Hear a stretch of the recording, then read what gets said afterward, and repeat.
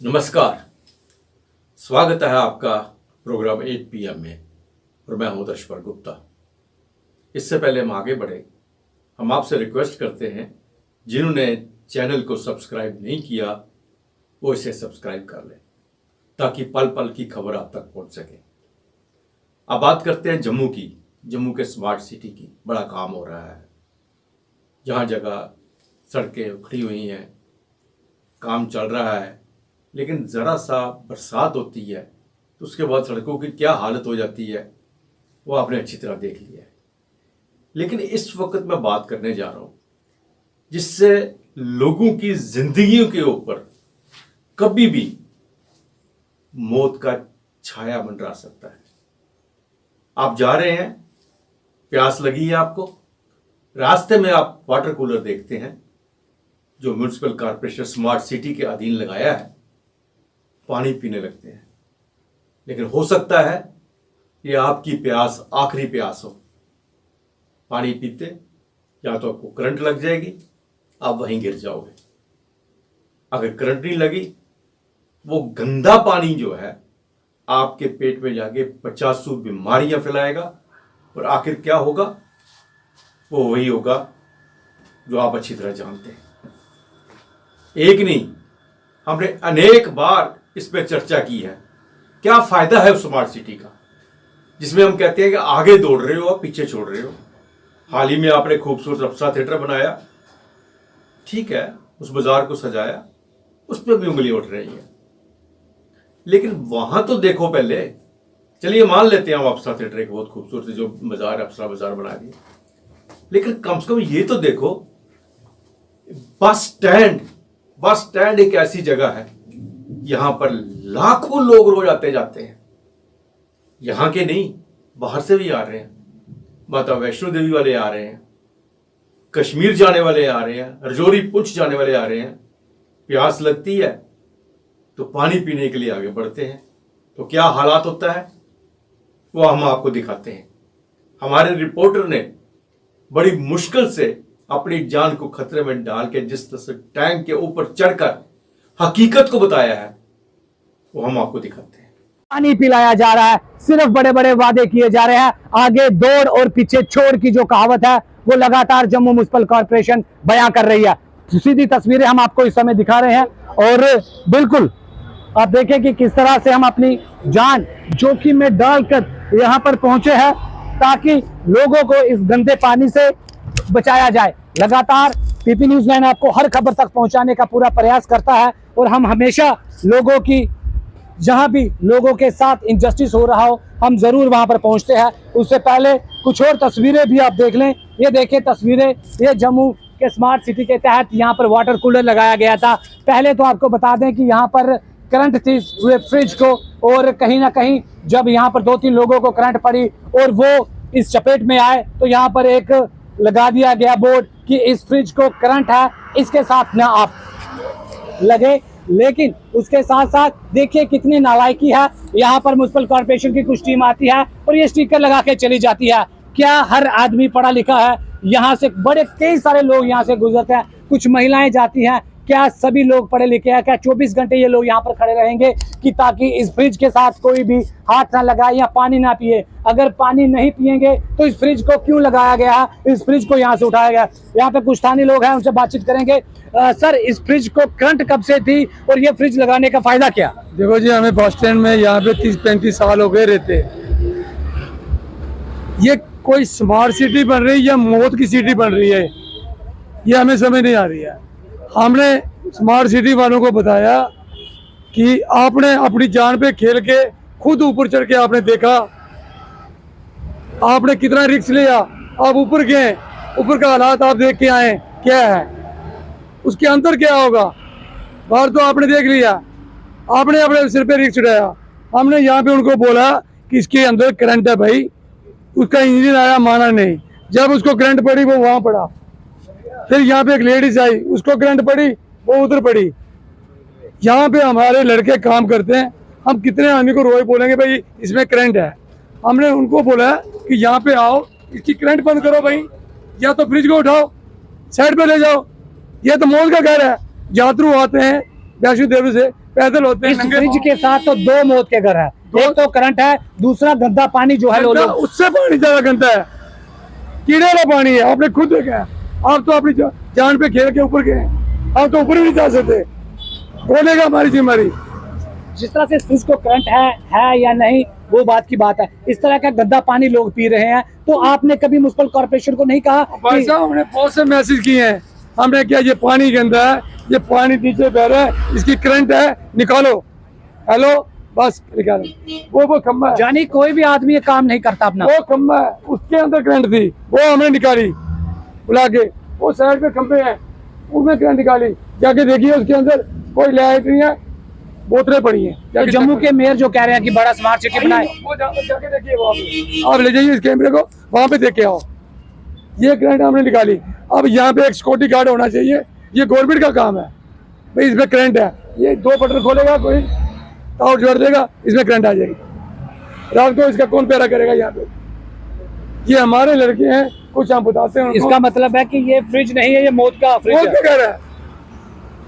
अब हम नजर डालते हैं आज के समाचारों पर। दिल्ली से मेरठ के बीच यात्रा करने वाले मुसाफिरों का सफर आसान होने जा रहा है। दरअसल प्रधानमंत्री नरेंद्र मोदी ने आज यानी शुक्रवार को भारत के पहले रीजनल रैपिड ट्रांजिट सिस्टम का उद्घाटन किया। पीएम ने RRTS गलियारे के तहत चलने वाली पहली रैपिड ट्रेन को हरी झंडी दिखाई। वंदे भारत की तर्ज पर इसे नमो भारत ट्रेन नाम दिया गया है। भारतीय मौसम विभाग ने शुक्रवार को बताया कि दक्षिणी पूर्वी ओर से लगते दक्षिणी पश्चिमी अरब सागर में एक कम दाब का क्षेत्र दबाव क्षेत्र में बदल गया, जिससे 21 अक्टूबर यानी कि कल सुबह चक्रवर्ती तूफान आने की आशंका पैदा हो गई है। इस साल ये अरब सागर से दूसरा चक्रवर्ती तूफान होगा। भारतीय हिंद महासागर क्षेत्र में चक्रवर्ती तूफानों के नाम रखने के फार्मूले से इसका नाम तेज होगा। इजरायल और हमास युद्ध का 14वां दिन और इजरायली सेना गाजा पर ताबड़तोड़ हमले कर रही है। इजरायल ने अपने इरादे साफ कर दिए हैं कि वो हमास का खात्मा करके ही मानेगा। पैरामिलिट्री फोर्सेस एसोसिएशन द्वारा आज अपनी मांगों को लेकर एक बार फिर अपनी बात रखी गई। उन्होंने कहा कि बार-बार वे सरकार से आग्रह करते हैं कि उनकी जो मांगे यानी कि उनकी पेंशन इतनी कम है, उन्हें मेडिकल फैसिलिटीज़ नहीं दी जा रही, उन्हें पूरा किया जाए, लेकिन अभी तक पैरामिलिट्री फोर्सेस को ऐसी जो उनकी डिमांड्स है उसे पूरा नहीं किया गया। इसी को लेकर वो ऑल इंडिया लेवल पर अब दिल्ली जाने की 3 तारीख को तैयारी कर रहे हैं और अपनी मांगों को एक बार फिर सरकार के समक्ष रखेंगे। फोर्सेस को जो जीरो लाइन के पीछे रहती है, जम्मू में बैठी हुई है, मीरत साहब में बैठी हुई है, बॉर्डर पे नहीं है, आर्मी है सिर्फ सिटी के बीच जीरो लाइन पे बैठी है, वो बीएसएफ है। फर्स्ट हिट जो गोली होती है वो बीएसएफ को होती है, जहां सीआरपी जो इंसर्जेंसी के बीच मिलिटेंसी के बीच सीआरपी के जवान मरते हैं, जज एंड के पुलिस मर रही है वहां पर। और इस सरकार ने सिर्फ हमें लॉलीपॉप दिया। एक 15 साल जिस आर्मी का सिपाही सूबेदार जो एक 24 साल सर्विस करता है, वो उसने बॉर्डर नहीं अभी तक देखा हुआ, उसको पूछ लो बॉर्डर के बारे में कुछ नॉलेज नहीं है। बीएसएफ का जवान एक 4th क्लास से लेके अपर तक वो 24 घंटे बॉर्डर पे रहते हैं, छाए होते हैं 24 आवर्स, और पहली गोली उन्हीं को हिट होती है दुश्मन की, और फिर भी वो छाती पर खाते हैं, लेकिन उनको कुछ नहीं मिलता ग्राउंड के बीच। हम पेपर कार्रवाई करते हैं, लेकिन हमें सड़क के चौड़ीकरण को लेकर जो नई बस्ती में दुकानें हैं उन्हें तोड़ा जा रहा है और ऐसा माना जा रहा है कि ये दुकानें तोड़कर ऊपर से फ्लाईओवर बनाया जाएगा, लेकिन लोगों का ये कहना है कि अगर उनकी दुकानें तोड़ी जाती हैं तो उनका रोजी रोटी का साधन कोई नहीं रहेगा। इसको लेकर वहां पर सतवारी चौक में लोग एकत्रित हुए और इसी चीज़ का जायज़ा लेने के लिए समय पर MP जुगल किशोर शर्मा वहां पर आए और उन्होंने उन्हें आश्वासन दिया कि जल्द से जल्द उनकी समस्या का समाधान किया जाएगा। दूर नहीं हुई है ना, लेकिन ये जो नेशनल हाईवे का काम चल रहा है वो चले, लेकिन इनका रोजगार भी तो नासिल है। हम इसलिए इकट्ठे हुए हैं, पवन जी हमारे जहाँ पर हैं, बाकी हम सब इनके साथ खड़े हैं। हम प्रयास करेंगे कि भाई जो इनका सुझाव एक आया है कि इस मार्केट के सामने जो लैंड है वो खाली पड़ी है, वो लैंड जो है वो अगर इनको मिल जाती है तो मुझे लगता है कि इनका रोजगार भी सर बिल्कुल सर प्रयास नहीं करेंगे। Jammu and Kashmir employees joint action forum ने आज अपनी बात रखते हुए कहा कि उन्हें बहुत सारी दिक्कतों का सामना करना पड़ा है। देखिए, एक तो उन्होंने सरकारी नौकरी की और पूरा वक्त दिया अपना नौकरी को, और उसके बाद अब जब जीपी फ़ंड की बात आती है तो उन्हें वो जीपी फ़ंड 2021 के बाद का नहीं मुहैया करवाया जा रहा। अगर करवाया भी जा रहा है तो बिल्कुल 6-6 महीने बाद करवाया जा रहा है, जिससे उन्हें काफ़ी दिक्कतों का सामना करना पड़ रहा है। इसी को लेकर उन्होंने प्रेस मीडिया के माध्यम से अपनी बात रखी। सस्टेन भेजती है, 6-6 महीने 7 साल लग जाती है। तो हमारी गवर्नमेंट से ये अपील है कि जो हमारा जीपी फंड का केस है वो 15 दिन के अंदर अंदर, चाहे वो इन सर्विस है चाहे वो रिटायर है, उनको पैसा मिलना चाहिए। तो उसके साथ आपको पता है कि पहले टाइम जो होता था तो 10 से 4 गर्मियों में, सर्दियों में, और गर्मियों में 8 से 2 होता था। अब ये गवर्नमेंट ने जो टाइम जो है लगातार 10 से 4.5 किया हुआ है। हमारी गवर्नमेंट से रिक्वेस्ट है आप 9 से 5 रख लो, मगर 5 डे वीक रखो, ताकि जो हमारे एम्प्लॉयज है, गर्मियों में बहुत गर्मी पड़ती है जम्मू में, तो हमारे एम्प्लॉयज को जो है थोड़ा रिलीफ मिल सके और वो आराम से काम कर सके। मैं ज्यादा ना कहता हुआ यही कहूंगा कि कश्मीर और जम्मू, ये जितनी लीडरशिप यहाँ बैठी हुई है, कश्मीर इनक्लेव जो हमारा प्रेस इनक्लेव है, और जम्मू जो हमारा प्रेस क्लब है, हमारे जो 4 तारीख को एक जम्मू में गांधीनगर के साथ एक बस्ती है जिसे नई बस्ती कहते हैं।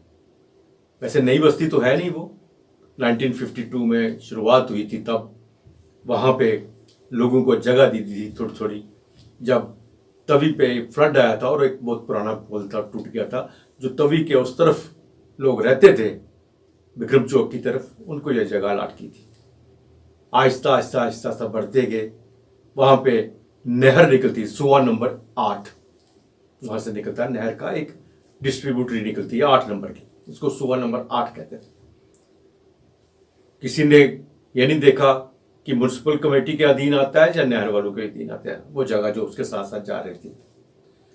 म्युनिसिपैलिटी वालों ने लोगों से पैसे लेके किराया उनको अलॉट करके वहां पे खोखे बनाने की इजाजत दे दी, और बाद में आहिस्ता आहिस्ता वो दुकानें बनने लगी, आहिस्ता आहिस्ता आहिस्ता वहां पे व्यापार चलने लगा।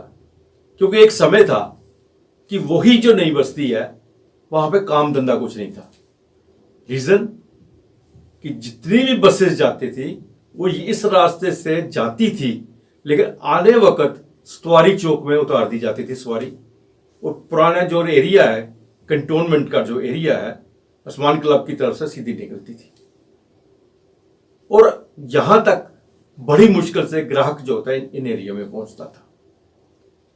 लेकिन हालात बदले, लोगों ने मेहनत की वहां दुकानदारों ने, और वो उस मार्केट को चला दिया।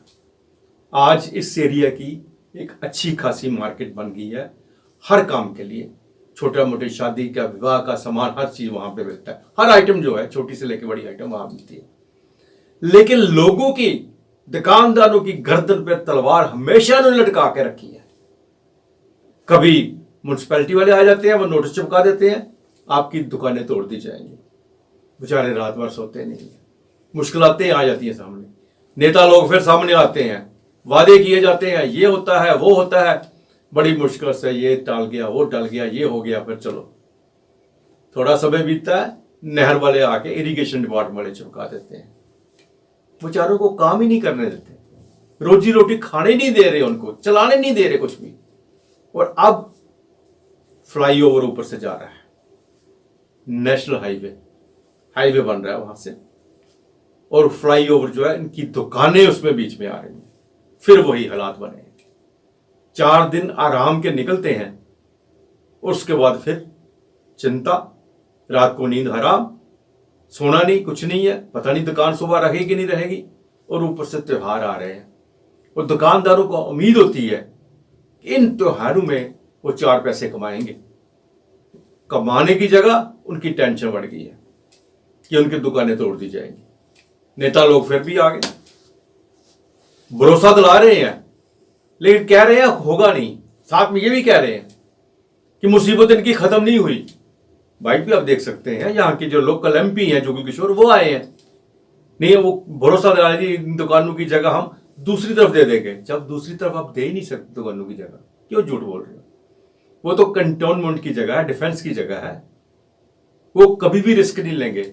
आपने सुनवा में देखा डिफेंस एरिया के साथ जितने मकान बने उसके साथ क्या हालात हुआ वहां पे। अब कंटोनमेंट में वो आपको कैसे जगह देंगे?